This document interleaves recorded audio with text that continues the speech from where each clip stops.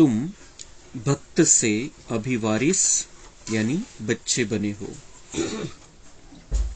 प्रश्न, तुम बच्चे किस स्मृति में रहो तो दिल में खुशी के ढोल बाजे बजते रहेंगे। उत्तर, सदा स्मृति रहे कि मोस्ट बिलीवेड बाबा आया है हमें विश्व का मालिक, शाहों का शाह बनाने। हम अभी सूर्यवंशी राजा रानी बन रहे हैं। बाबा हमें 21 जन्मों के लिए एवर हेल्दी वेल्दी बना रहा है। हमारे सतयुगी राज्य में सब चीजें फर्स्ट क्लास होंगी। तत्व भी सतो प्रधान होंगे। आत्मा और शरीर दोनों गुल गुल यानी फूल समान होंगे। इसी स्मृति से दिल में खुशी के ढोल बाजे बजते रहेंगे।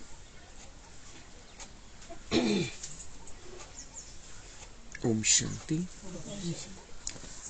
बच्चे जानते हैं कि बाप परम धाम में रहने वाला है। वह बाप खुद बच्चों को कहते हैं, अब तुम भक्त नहीं हो, अभी तो तुम भगवान के बच्चे हो। भक्त भगवान को ढूंढते रहते हैं। भक्त को भगवान नहीं कह सकते। भक्त अनेक है, भगवान एक है। बाबा म्हणतात, जे मला शोधताय त्यांना भगवान कसं म्हणू शकता तुम्ही? आणि सगळे साधू संत सगळे कोणी त्याला शोधताय, एका परमात्म्याच्या शोधामध्ये। तर जो भगवान को ढूंढ रहे उन्हें खुद भगवान कैसे कह सकते? पण आता मनुष्य त्या लेवलला पोहोचलाय की ते साधू संतांना सुद्धा भगवान समजायला लागलेलं आहे की वही उनका अवतार है ये, यांच्या रूपामध्ये ते आलेले।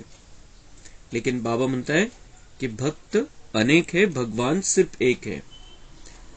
और अभी बाबा म्हणताय की अब तुम भक्त नहीं हो। आपल्याला आपल्यासाठी बाबा म्हणतोय, दुनियेमध्ये बाकी सगळे भक्त आहे जे मला शोधताय, पण तुम्ही आता भक्त नाहीये, तुमचा शोध संपलेला आहे आणि तुम्ही माझे बनलेले, तुम्ही माझे बच्चे। अब भक्त मनुष्य है तो जरूर भगवान को भी मनुष्य रूप में आना पड़े। गाया जाता है भगवान घर बैठे आते हैं। किसके घर? मनुष्यों के घर। भगवान को जरूर मनुष्य रूप धारण करना पड़े। निराकार परमपिता परमात्मा एक है, भक्त अनेक है। सभी मनुष्य इस समय भक्त है, भगवान को याद करते हैं, समझते हैं कोई समय भगवान को आना जरूर है। वह है स्वर्ग का रचयिता, तो जरूर एक ही होगा ना।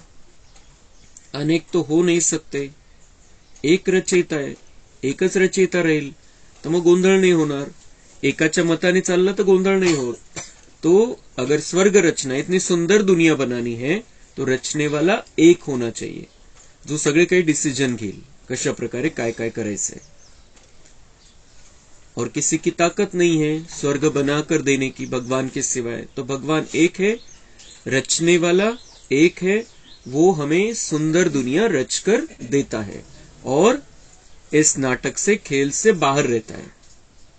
इसलिए उसको पता है हम कैसे थे, कैसे बन गए हैं और इनको कैसे परिवर्तन करना है। परिवर्तन करने के लिए उसके पास पवित्रता है, शांति है, ज्ञान है, शक्ति है, सुख है, प्रेम है, आनंद है। उस आधार से वो हमें परिवर्तित करता है। तो अलग राहतो, या सृष्टीच्या खेळापासून अलग राहतो, म्हणून त्याची चार्जिंग संपत नाही, तो सदा त्या स्थितीमध्ये राहतो आणि म्हणून तो येऊन आत्म्यांना परिवर्तन करू शकतो, दुनियेला बदलू शकतो। पण जर तो पण या खेळामध्ये असता तर मग बदलली नसती दुनिया, त्याने येऊन आपल्याला सांगितलं नसतं, काही सांगू शकलं नसतं। आणि एकापेक्षा अनेक तर राहू शकत नाही, मग खेळाच्या बाहेर काय करतील बाहेर राहून? तो एक भगवान है जो इस खेल से अपने आप को दूर रखता है।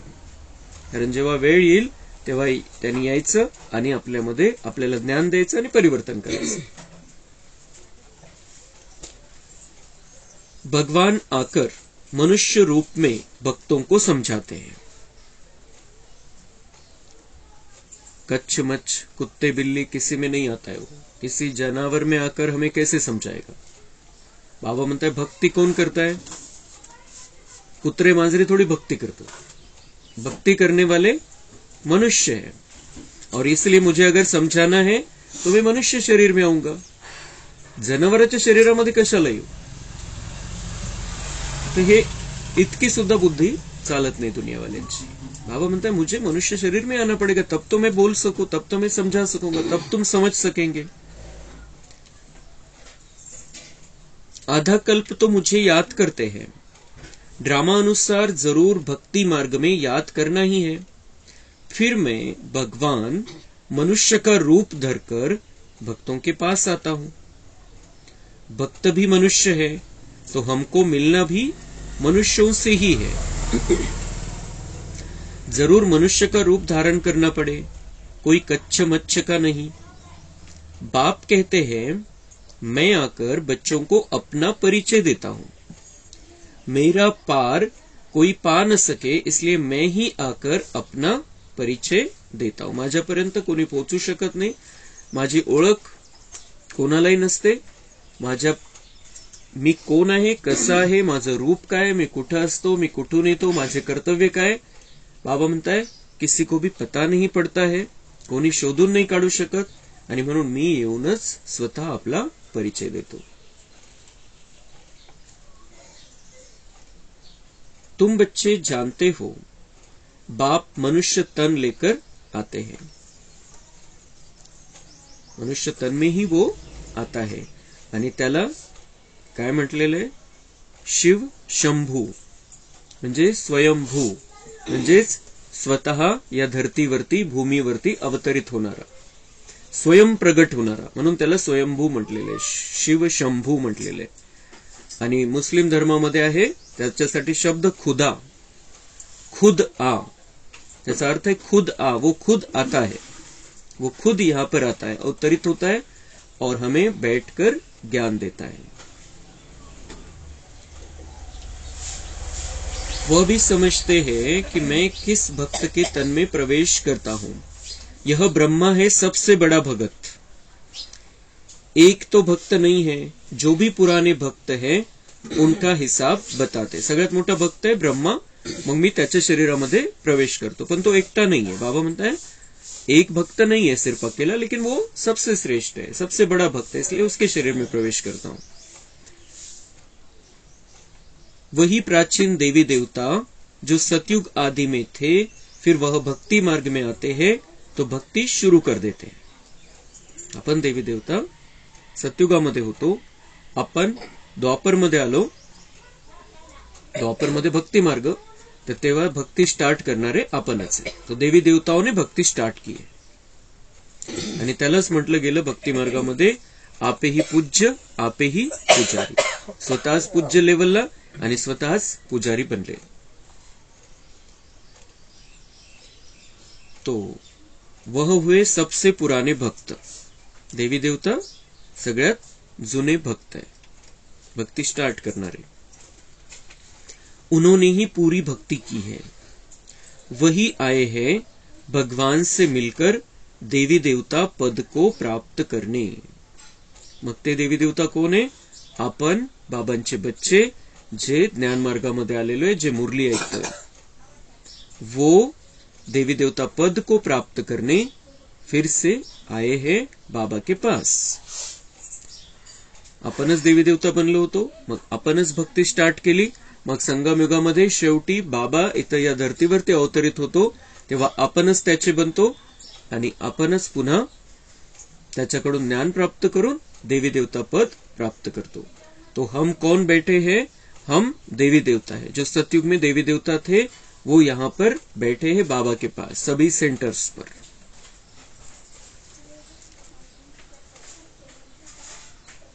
तो वही आए हैं भगवान से मिलकर देवी देवता पद को प्राप्त करने, फिर आकर सम्मुख मिलते हैं। तुम जानते हो हम भक्त थे, सारी दुनिया भक्त है। भगवान आया हुआ है भक्तों की रक्षा करने, क्योंकि भगत बहुत दुखी है। भक्तों को यह पता नहीं है कि शांति और सुख कहाँ होता है। भगवान आकर समझाते हैं, मैं जब आता हूं तो सौगात लेकर आता हूं बच्चों के लिए। बेहद का बाप जरूर बेहद की सौगात लेकर आएंगे। अभी तुम समझते हो हम भक्त नहीं है, भगवान ने आकर अपना ही वारिस बनाया है। भक्त वारिस नहीं होते, वह ऐसा नहीं समझते कि हम बच्चे हैं। भक्त ऐसा नहीं समझते की हम बच्चे, म्हणण्यासाठी म्हणतात तुम मात पिता हम बालक तेरे, पण डायरेक्ट बाप और बच्चे का वहां पर संबंध नाही आहे, त्या नात्याने नाही बघत ते। पण आपलं आता परमेश्वराशी हे नातं झालेलं आहे, हम उसके बच्चे हैं। हे आपण जितके लवकर स्वीकारू तितका आपला फायदा आहे। भक्तीचा अंश सुद्धा आपल्यामध्ये नाही राहिला पाहिजे। अभी हम बच्चे बन गए हैं, डायरेक्ट भगवान के बच्चे बन गए हैं, वारिस बन गए हैं उसके। तो भगवान आएगा, हमारा पिता है, इतने दूर से आता है। कितने दूर से आता है? बाबा ने विचारलं काल, कितने दूर से मैं आता हूं? अमेरिका दूर है या परमधाम दूर है? अमेरिका तो कुछ लाख किलोमीटर, कुछ हजारों किलोमीटर है, लेकिन परमधाम तो उसकी गिनती नहीं है। तो जवळपास 30,000 करोड किलोमीटर असेल ते जवळपास, असा एक अंदाज आहे जिथपर्यंत मनुष्य पोहोचलेले त्या हिशोबाने। त्याच्यावर असं जर विचार केला 30,000 किलोमीटर, कोटी किलोमीटर दूर परमधाम है।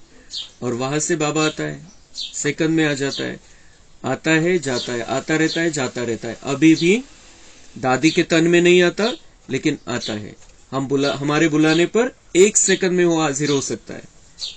तो भगवान जब इस धरती पर आता है, उस परम धाम से आता है, तो यही लेकर आता है बुद्धि में कि बेचारे मेरे बच्चे भक्त बन गए थे, भीख मांग रहे थे, पुकार रहे थे, सुख चाहिए था, शांति चाहिए थी, परेशान हो गए थे, दुखी हो गए थे, मैं जाकर इनको फिर से सुंदर दुनिया बनाकर दूं। तो वो लेकर आता है। मन में क्या रहता है उसके कि बच्चों को अभी स्वर्ग में लेकर चलना है। यहाँ पर दुखी हो गए हैं, नरक बन गया है, तो येतो तर कोणत्या भावनेनी? स्वर्ग गिफ्ट घेऊन येतो आपल्यासाठी। फक्त तिथं जायच्या आधी आपल्याला तो स्वच्छ करतो।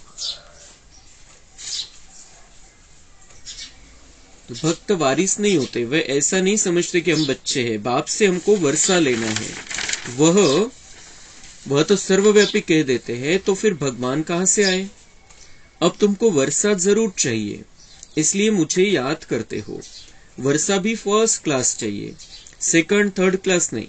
सभी भक्त भगवान को याद करते हैं कि जाकर उनसे मिले, परंतु जानते नहीं कि कैसे उनके पास जाए। तो भगवान को आना पडता है। बाबा म्हणतात सगळ्या भक्तांची इच्छा असते की भेटायचंय परमेश्वराला, पण मग त्याच्यापर्यंत कसं जायचं त्यांना माहिती नाही, म्हणून बाबा म्हणतात मीच येतो। पढ़ाते भी है, तुम जानते हो भगवान आया हुआ है सबको भक्ति का फल देने अथवा सबको सुखी बनाने। तो हमें भक्ति का फल भगवान आकर देता है। सबसे पहला फल तो है ज्ञान। हमारी भक्ति, इतकी भक्ती केलेली आपण जन्म जन्मांतर, बाबांनी सांगितलं 63 जन्म तुमने भक्ती की है, भटके हो तुम। काल सांगितलं बाबांनी, म्हणजे सर्टिफिकेट दिलं बाबांनी की आपण जे बाबांचे बच्चे, जे बाबांचे बनलेले, त्यांनी 63 जन्म भक्ती केलेली। आणि त्यामुळे आपण देवी देवतांना मानत नाही किंवा आपण शास्त्र मानत नाही, हा विषय संपला। दुनियावाले काही जरी म्हटले तर आपण त्यांना हे स्पष्ट सांगायचंय, आम्ही ते सगळं केलेलं आहे, 63 जन्म आम्ही ती भक्ती केलेली आहे, आणि त्या भक्तीचं फळ म्हणून आम्हाला आता ज्ञान मिळतंय। त्या भक्तीचं फळ आम्ही प्राप्त करतोय। ही मुरली ऐकणं हे साधारण गोष्ट नहीं है। इस मुरली के द्वारा बाबा हमें भक्ति का फल दे रहा है।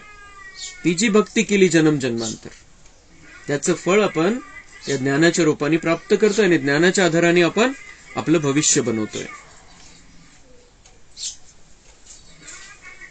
तो तुम जानते हो भगवान आया हुआ है सबको भक्ति का फल देने अथवा सबको सुखी करने। भगवान को अभी ही आना होता है, अभी ही आना होता है, क्योंकि अगर वो अभी, आणि दुनिया वाल्यांची तयारी किती है? अभी 40,000 साल बाकी है, अभी लाखों साल बाकी है, तब वो आएगा। आणि कोणत्या रूपामध्ये येईल? कल्की अवतारामध्ये येईल। काहीतरी वेगळे चक्कर आहे त्यांच्या डोक्यामध्ये। लेकिन अगर भगवान है, वो सुख का सागर है, वो शांति का सागर है, आनंद का सागर है, प्रेम का सागर है, और दुनिया की हालत इतनी बिगड़ गई है, अगर वो अभी भी नहीं आया तो हमारे क्या काम का फिर? काय कामाचा आहे तो, किती असू द्या, किती सुख आणि किती शांती, किती प्रेमाचा भंडार असू द्या त्याच्याकडे, पण तो जर अशी दुनियेची हालत आहे, या वेळेला तो येणार नाही, तर मग तो काहीच कामाचा नाहीये. त्याची भक्ती आरती पूजा करून काय फायदा? इतकं दुःख, इतके सगळे दुनिया इतकी खराब अवस्थेला पोहोचलेली, या वेळेला तो येणार नाही तर मग काय कामाचा? तो भगवान खुद कह रहा है मुझे इस समय आना होता है, ये ड्रामा में नूंदा हुआ है, जब अति दुख बढ़ जाता है तब मैं आता हूं. जोपर्यंत तुमच्याकडून ऍडजस्ट होतं, जोपर्यंत तुमच्याकडे युक्त्या आहे काही भक्ती मार्गातल्या, तेवढ्यापुरतं तेवढं सुख प्राप्त करण्याचं, तेवढ्यापुरतं तेवढं शांतीमध्ये राहण्याच्या, त्या ज्या युक्त्या आहे, तुमची ताकद संपते त्या युक्त्या वापरण्याची, त्यावेळेला मग मी येतोच. तोपर्यंत तुम्हाला स्वातंत्र्य दिलेलं आहे, तुमच्यामध्ये ताकद आहे. वेगवेगळ्या व्यक्तींचे पाठ ठेवलेले मध्ये मध्ये, महावीर, बुद्ध, येशू ख्रिस्त, गुरु नानक, मोहम्मद पैगंबर. मग मध्येच आपण बघितलं की साधू संतांमध्ये पण ज्यांची लेवल बऱ्यापैकी होती, समजा जनार्दन स्वामी, शाई बाबा, हे काही काही आत्मे आले, त्यांनी काही काही युक्त्या दाखवल्या, त्यांना थोडंसं बरं वाटायला लागलं. पण आज आपण जी हालत बघतोय आजच्या या 20 वर्षामध्ये, अशी खराब परिस्थिती झालेली, कोणाकडूनच काहीही होऊ शकत नाही, आता परिवर्तन नहीं हो शकत.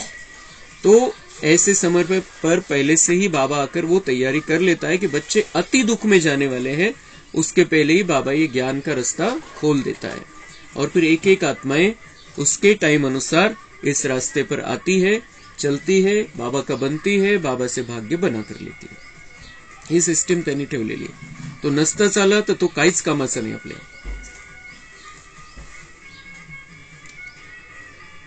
तो भगवान को अभी ही आना होता है, वह है रूहानी पंडा. वास्तव में मनुष्यों का सच्चा सच्चा तीर्थ है मुक्ति और जीवन मुक्ति धाम. स्वर्ग में रहने वाले देवताओं के जड़ चित्र यहाँ है. उन जड़ चित्रों पास जाते हैं यात्रा करने, वह हो जाती है जिस्मानी यात्रा. देलवाड़ा मंदिर में व जगत अम्बा के पास यात्रा करने जाते हैं, वह है भक्ति. भगवान आकर इन यात्रा के धक्कों से छुड़ा देते हैं. बाबा म्हणते या यात्रा कोणत्याही मंदिरामध्ये सगळं तुम्ही जाऊन आलेले, सगळं झालेलं, आता कुठे जायची आवश्यकता नाहीये. 63 जन्म सगळीकडे जाऊन आले, परेशान झाले, धक्के खाल्ले, त्रास सहन केला, असे किती त्रास झाला तर असे भावना असते की मला जायचं दर्शन करायचं तिथे. बाबा म्हणते बहुत कर लिया तुमने 63 जन्म, अब इन सब धक्कों से मैं तुम्हें छुड़ा देता हूं. भगवान आकर इन यात्रा के धक्कों से छुड़ा देते. भगत भगवान को मिलते हैं तो भगवान भक्ति के दुखों से छुड़ाकर ठिकाने लगा देते हैं. जब हम भगवान से मिलते हैं तो भक्ति के दुखों से हमारा छुटकारा हो जाता है. भक्तीमध्ये पण बाबा म्हणते भक्ती में दुःख आहे, हठयोग आहे, त्याच्यामध्ये उपवास तापास आहे, तीर्थयात्रा आहे, पायी यात्रा आहे, पदयात्रा आहे, कुठे कुठे काय काय खडतर परिश्रम आहे. तो बाबा म्हणते ये भक्ति के भी दुख है. भक्ति में भले अल्पकाल का सुख मिलता होगा, पर बाबा म्हणते ये भक्ति के बहुत सारे दुख तुमने उठाए हैं, उन सब से छुड़ाकर मैं तुम्हें ठिकाना बता देता हूँ, ठिकाने लगा देता हूँ, मुक्ति जीवन मुक्ति का रास्ता बता देता हूँ. बाप कहते हैं जो भी सब धर्म वाले हैं, सब मनुष्य मात्र को अभी ठिकाने लगाने आया हूँ. असल ठिकाना है मुक्ति जीवन मुक्ति धाम. सभी को अपने धाम व स्वर्ग धाम में ले जाते हैं. तुम बच्चों की बुद्धि में है बाबा परम धाम से आया हुआ है. आत्मा ही चाहती है कि हम भगवान के पास जाएं. याद कौन करते हैं? आत्मा याद करती है इन ऑर्गन्स द्वारा. बाप कहते हैं अब तुमको देही अभिमानी बनना है. तुम्हारी बुद्धि में ज्ञान टपकता रहता है. बरोबर ड्रामानुसार बाबा आया हुआ है.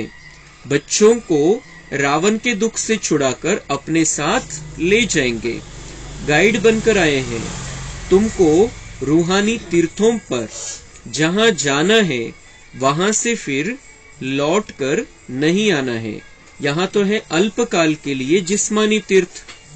यह जड़ तीर्थ बंद हो जाते हैं, फिर तुम सभी तीर्थों पर जाते हो. सच्चा तीर्थ एक है मुक्ति धाम, दूसरा है जीवन मुक्ति धाम. उन सभी तीर्थों पर जाने लिए भी भगत जिस्मानी तीर्थ करते रहते हैं. बरोबर जिस्मानी तीर्थ जन्म जन्मांतर करने बाद फिर उनसे छूटकर हम रूहानी तीर्थों पर चले जाएंगे. फिर यहाँ मृत्यू लोक में आना ही नहीं है. बाबा म्हणतात या सगळ्या तीर्थावर जाणं तुमचं बंद करण्यासाठी मी आलेलो आहे. आता तिथं भटकायची आवश्यकता नाहीये. आता जायचंय तीर्थस्थान आपल्यासाठी दोन आहे महत्वाचे, परमधाम मोक्ष आणि स्वर्ग. या दोन्ही तीर्थावरती जायचंय. आणि जेव्हा तुम्ही मुक्तिधाम मधून परमधाम मधून तुम्ही आपल्या तीर्थावरती जाल, जे सुखधाम आहे, जे जीवन मुक्तिधाम आहे, सतयुगामध्ये तुम्ही जाल तर तुमचं इथलं येणं जाणं बंद होऊन जाईल. तुम्हाला या मृत्यू लोकामध्ये जन्म नाही घ्यायचा आहे. मग तुमचा जन्म होईल स्वर्गामध्ये. शरीर सोडाल तुम्ही स्वर्गामध्येच, पुन्हा जन्म होईल स्वर्गामध्येच. तो हम सच्चे अर्थों में स्वर्गवासी बन जाते हैं. तुम जानते हो कि बाबा हमको स्वर्गवासी बना रहे हैं. हम तैयारी करते हैं स्वर्ग में जाने की. दुनिया में तो किसको पता ही नहीं है, बिल्कुल बुद्धू है. बाबा म्हणतात दुनिया वाले बिल्कुल बुद्धू है. प्रेमाचा शब्द आहे हा बाबांचा भक्ती मार्गवाल्यांसाठी. ये बुद्धू है सब. शास्त्र आदि पढ़ने से भी कोई फायदा नहीं. अभी की भेंट में तो ऐसे ही कहेंगे. अल्पकाल के सुख को जरा सा कहेंगे. जास्ती मिठाई और थोडी मिठाई में फरक तो है ना. बाबा म्हणतात शास्त्रामधून थोडं काही प्राप्त केलं तुम्ही, पण आज जी परिस्थिती झालेली आहे ते शास्त्र लिहिणाऱ्याची भावना वेगळी, त्याचे विचार वेगळे, त्याची बुद्धी वेगळ्या टाईपची, त्याच्या बुद्धीची क्वालिटी थोडीशी सतो अवस्थेमध्ये असेल, थोडं व्यवस्थित चांगल्या भावनेने त्यांनी लिहिलं. पण हे अर्थ लावणाऱ्यांनी त्याला अर्थाचा अनर्थ करून टाकलेला आहे आज. आणि त्यामुळे बाबा म्हणताय अभी जो शास्त्र है, अभी जो हालत हो गई है शास्त्रों की, वो पढ़ने से कोई फायदा नहीं. कारण ते लिहिणाऱ्याची भावना वेगळी होती, ती नाही समजत आहे कोणालाच. आणि आता संपूर्ण देहभान आहे, विकारांनी कब्जा केलेला आहे. तर बाबा म्हणताय अभी उन शास्त्र पढ़ने से कोई फायदा नाही. थोडीफार मिठाई आणि खूप जास्त मिठाई याच्यामध्ये फरक आहे. तुम्ही भरपूर गोड बना, ही बाबांची मिठाई आहे, ही बाबांची मुरली, ही बाबांची मिठाई आहे. तर आपण भरपूर खायची ती. त्याच्यामुळे डायबिटीस होणार नाहीये, शुगर वाढणार नाहीये. उलट आतमध्ये आणि बाहेर सगळं चांगलं होणार आहे. शरीर पण चांगलं होईल, दुनिया पण चांगली होऊन जाईल. तो ये बाबा की मिठाई हमें रोज खानी. ती थोडीशी भेटली. बाबा म्हणतात शास्त्रामधून थोडीशी मिठाई भेटली, एवढी. आणि त्याच्यामुळे रोग वाढले, दुखणं वाढलं, तब्येत खराब झाली. कारण आपण देहभानामध्ये आलो. त्याच्यामधून शरीर भान दुखण्याचं कारण आहे, शरीर भान विकारांचं कारण आहे, शरीर भान हिशोबाचं कारण आहे, आपल्या कर्मिक अकाउंटचं कारण आहे. तो बाबा हमें शरीर भान से आत्मिक भान में लेकर आता है. आणि या आत्मिक भानामध्ये राहून जेव्हा आपण चिंतन मंथन मनन करतो, बाबांशी जोडतो, या ज्ञानरत्नांशी खेळतो, तेव्हा मग आपलं सगळं आतून बाहेरून संपूर्ण परिवर्तन होऊन जातं. खूप सुंदर अशा जीवनाकडे आपण वाटचाल करतोय ही रोजची मिठाई खाऊन. अभी तुम समझते हो हम तो सूर्यवंशी राजा रानी बनते हैं. वह आशा रखते हैं बहुत धनवान बने. संपत्ति तो जरूर चाहिए तब तो सुख होगा. संपत्ति के साथ फिर हेल्थ भी चाहिए. हेल्थ वेल्थ है तो सुख बहुत है. इस दुनिया में हेल्थ वेल्थ दोनों मिल नहीं सकती. एक जन्म के लिए एक मनुष्य के पास यह नहीं हो सकती. वहां तो तुम सब 21 जन्मों के लिए हेल्दी वेल्दी रहते हो. वहां तो अनादि आदि हर चीज की बहुत सस्ताई होगी. बाबा म्हणतात तिथं सगळं संपन्नता राहील, तब्येत चांगली राहील, संपत्ती भरपूर राहील आणि आनंदच आनंद राहील त्या दुनियेमध्ये. त्या दुनियेची आठवण बाबा करून देत असतो रोज की हम ये जो कुछ भी कर रहे हैं उस दुनिया में जाने के लिए कर रहे हैं. वहां की तैयारी चल रही है. तो वहां पर बाबा म्हणता है हर चीज की सस्ताई होगी, पैसे की तो दरकार ही नहीं होगी. तिथं नोटा किंवा नाणे वगैरे काही नाहीये. तिथं बाबा म्हणताय पैसे के बदले अशर्फिया देते होंगे और चीज फर्स्ट क्लास होगी. तत्व भी सतो प्रधान बन जाते तो उनसे माल भी बहुत अच्छे बनते होंगे. खाने आदि में कितना मजा होगा. अभी तुम्हारे दिल में ढोल बाजा बजना चाहिए. मोस्ट बिलीवेड बाप आए हुए हैं. कहते मैं तुम्हारा मोस्ट बिलीवेड बाप हूं. 63 जन्म तुमने याद किया है. जरूर बिलीवेड है तब तो याद करते ना. बाबा म्हणतात मी तुमचा तुम्ही माझ्यावरती खूप प्रेम केलेलं आहे, मी तुमचा सगळ्यात मोठा प्रेमी आहे, आणि मी तुमचा प्रेमी आहे याचा पुरावा काय? 63 जन्म तुम्ही माझी आठवण केलेली आहे, मला पुकारलेलं आहे, मला बोलवलेलं आहे. तर आता तुम्हाला आनंदच आनंद झाला पाहिजे बुद्धीमध्ये कि हम कहाँ जा रहे हैं, किस दुनिया में जा रहे हैं, कौन सा बाबा हमें आकर मिला है, वो हमें क्या क्या दे रहा है. तो बाबा म्हणता है बुद्धि में, मन में ढोल बाजे बजने चाहिए. तो मनुष्यों को तो कुछ भी पता नहीं. बाबा हमको शाहों का शाह, स्वर्ग का मालिक, विश्व का मालिक बनाते हैं. देवी देवताएं विश्व के मालिक है ना, परंतु उन पर भी झूठे कलंक छोटेपन से ही लगा दिए हैं. बाबा म्हणते हैं इन्होंने क्या किया? देवी देवताएं विश्व के मालिक है, इतके सुंदर, सर्वगुण संपन्न, 16 कला संपन्न, संपूर्ण निर्विकारी, आणि त्यांच्यासोबत कहाण्या कशा जोडल्या? लहानपणापासूनच त्यांना दाखवलं की माखन चोर, कपडे चुराने वाला, वेगवेगळ्या कहाण्या जोडल्या त्यांच्यासोबत. तो बाबा म्हणते कितने कलंक लगा दिए हैं, कितनी झूठी बातें लगा दी है. माया बिल्कुल ही 100%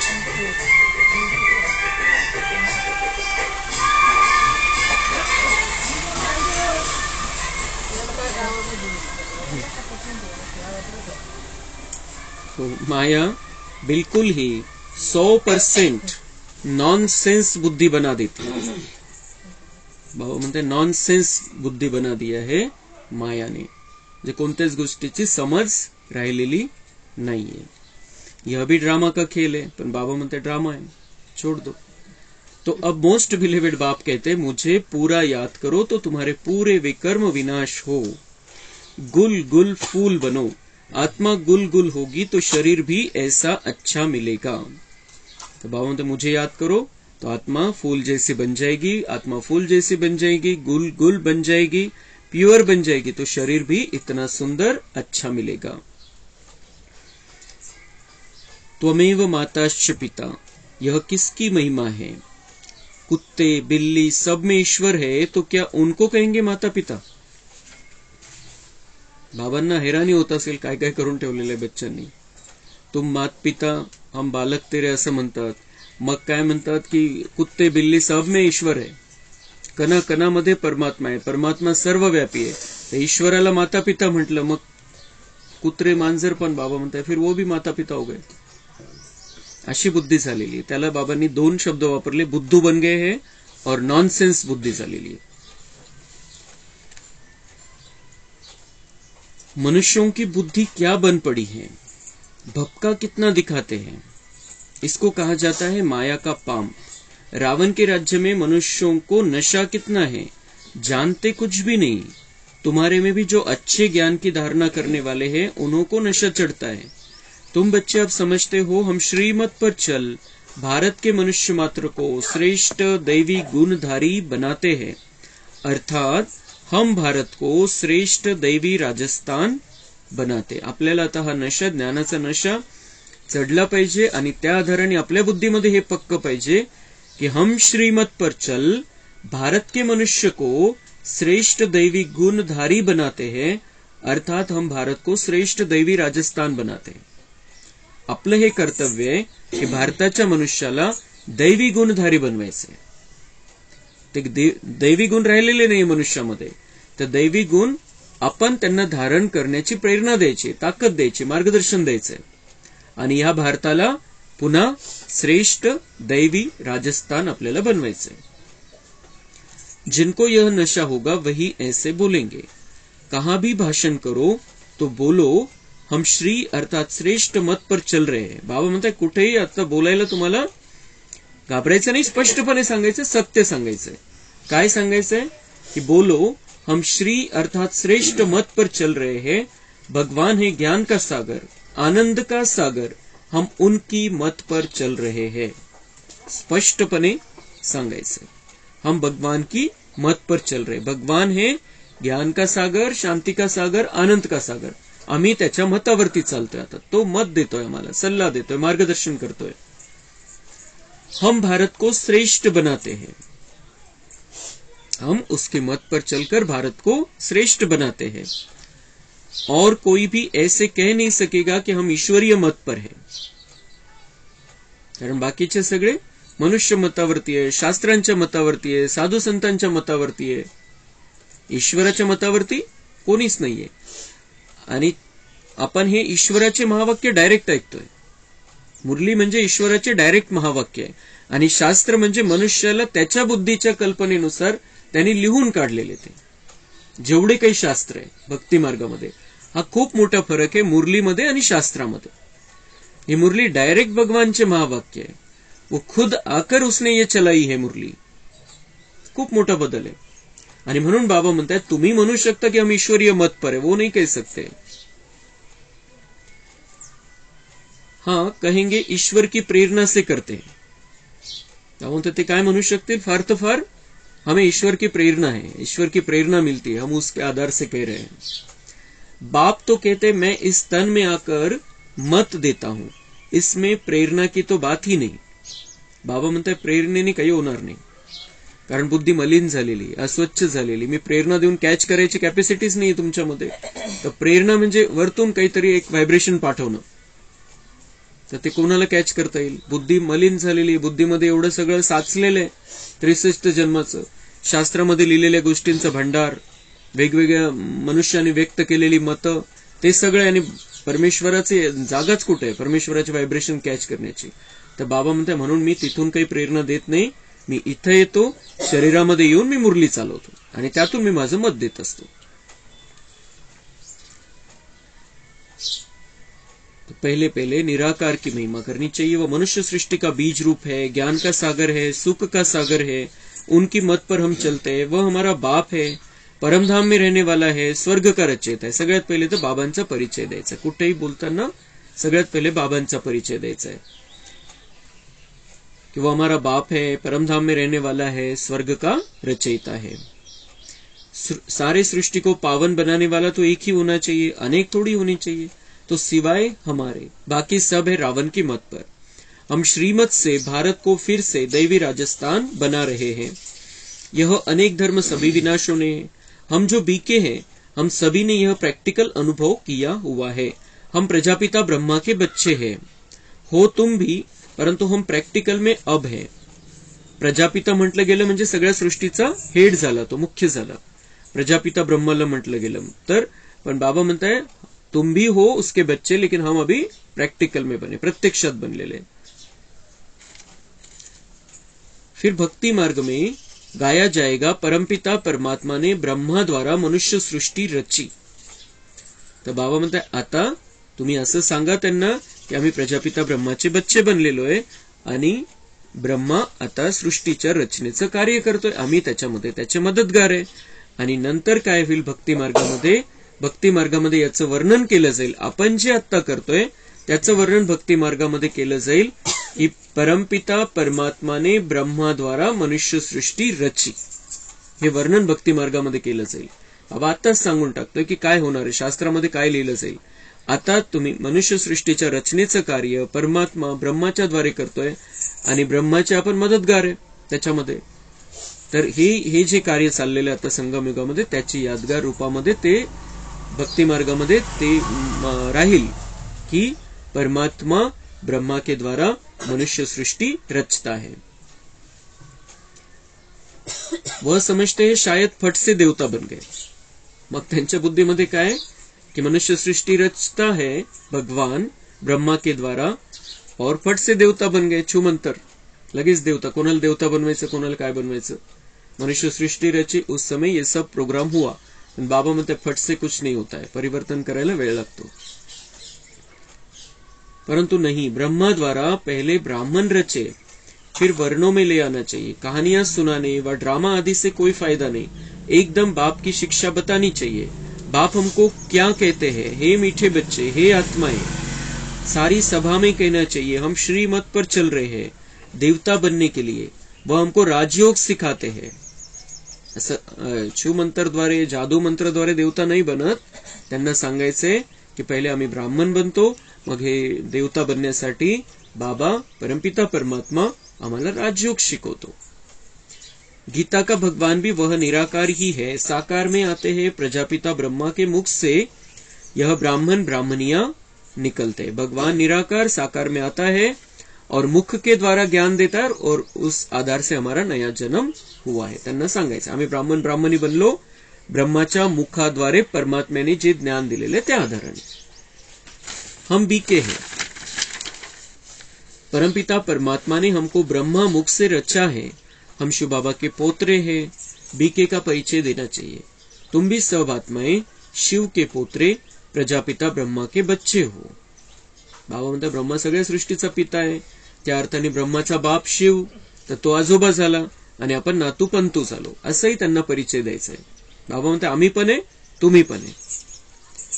अभी फिर से यह नई रचना हो रही है ऐसे समझाना चाहिए.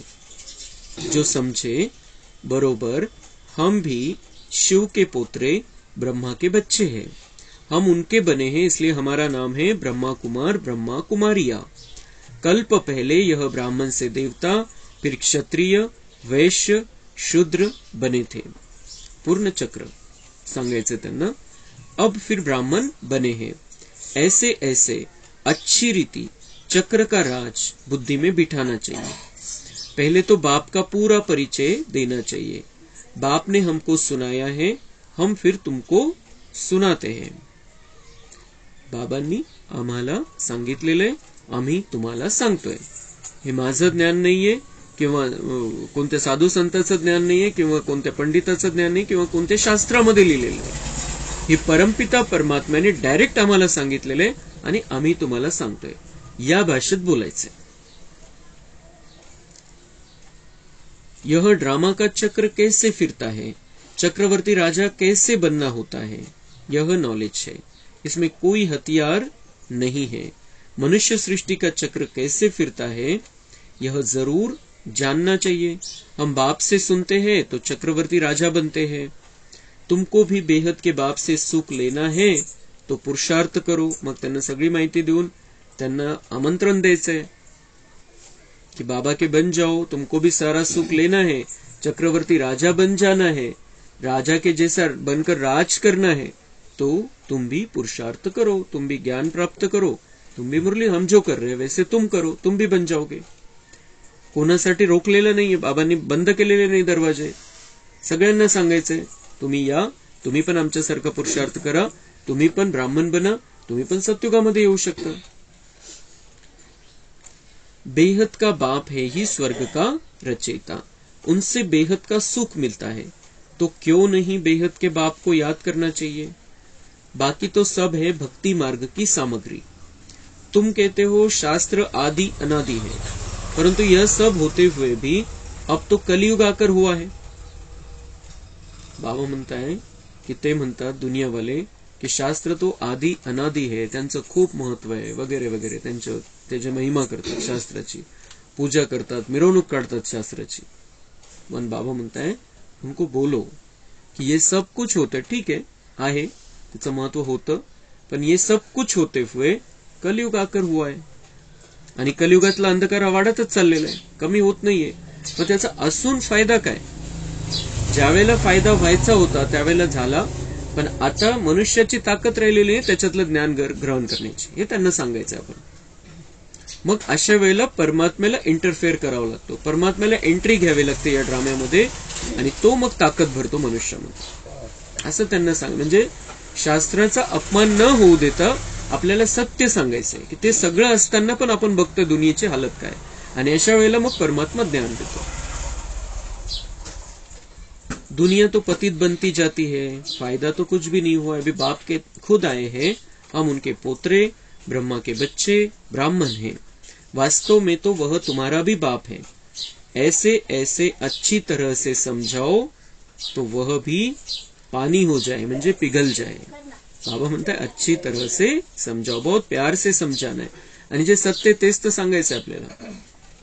अच्छा मीठे मीठे सिक्के लधे बच्चों प्रति मात पिता बाप दादा का याद प्यार और गुड मॉर्निंग. रूहानी बाप की रूहानी बच्चों को नमस्ते. हम रूहानी बच्चों की रूहानी बाप दादा को याद प्यार गुड मॉर्निंग नमस्ते. वाह बाबा वाह. शुक्रिया बाबा शुक्रिया.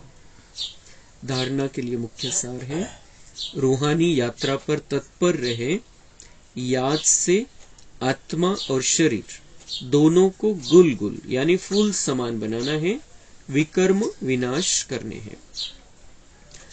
हम डायरेक्ट ईश्वर की मत पर भारत को श्रेष्ठ, मानव मात्र को दैवी गुणधारी बनाने की सेवा के निमित्त हैं, इस स्मृति में रहना है। वरदान, सूर्यमुखी पुष्प के समान ज्ञान सूर्य के प्रकाश से चमकने वाले, सदा सम्मुख और समीप भव। जैसे सूर्यमुखी पुष्प सदा सूर्य की सकाश से घिरा हुआ रहता है। सूर्यफूल जसं जिकडे सूर्य जाईल तिकडे ते फूल टर्न घेत असते, सूर्याच्या समोर राहील असं। तो उसका मुख सूर्य की तरफ होता है। पंखुड़िया सूर्य के किरणों के समान सर्किल में होती है, गोल गोल पूर्ण गोल असतो तो फूल। ऐसे जो बच्चे सदा ज्ञान सूर्य के समीप और सम्मुख रहते हैं, कभी दूर नहीं होते, वे सूर्यमुखी पुष्प के समान ज्ञान सूर्य के प्रकाश से स्वयं भी चमकते और दूसरों को भी चमकाते हैं। तर बाबा म्हणतात, असेच तुम्ही बच्चे जेव्हा माझ्या समोर राहता, ज्ञान सूर्य परमात्मा त्याच्या समोर जेव्हा बुद्धीमध्ये तो असतो, आपल्या त्याच्या समोर राहणं म्हणजे मन बुद्धीमध्ये त्याची आठवण राहणं, क्लिअर त्याच्या सोबत जुडलेलो आहे आपण मन बुद्धीच्या द्वारे, कंबाइंड स्थिती आहे। अशा वेळेला बाबा म्हणताय तुम्ही पण चमकतं, जसं ते सूर्यफूल सूर्याकडे त्याचं मुख आहे, तर त्यावेळेला चमक दिसते, एकदम ते तजेलदार दिसतं ते फूल। तसं बाबा म्हणतात तुम्हीही माझ्याशी जुडलेले राहाल, माझ्यामध्ये मन बुद्धी लागलेली राहील, तर जसं तुम्ही माझ्याकडे दिशा केलेली तुमच्या मन बुद्धीची फुलासारखी, आणि तसं जसं ते फूल चमकतं तसं तुम्ही पण स्वतः पण चमकाल आणि दुसऱ्यांना पण चमकवाल। स्वतःही चमकू आपण, म्हणजे आपल्यामध्ये ती बाबामध्ये जे आहे ते आपल्यामध्ये येईल, तो तजेला आपल्यामध्ये येईल आणि दुसऱ्यांमध्ये पण आपण ती चमक भरू शकू। सुख शांती प्रेमानंद आपल्यामध्ये येईल, दुसऱ्यांना पण आपल्याद्वारे ते मिळेल। तसं आपल्याला ज्ञान सूर्य बाबा आहे आणि आपल्याला मास्टर ज्ञान सूर्य बनून राहायचं। जसं बाबांची चमक सगळीकडे आहे, तशी आपली चमक सगळीकडे आपल्याला पसरवायची। स्लोगन, सदा हिम्मतवान बनो और सर्व को हिम्मत दिलाओ, तो परमात्मा मदत मिलती रहेगी।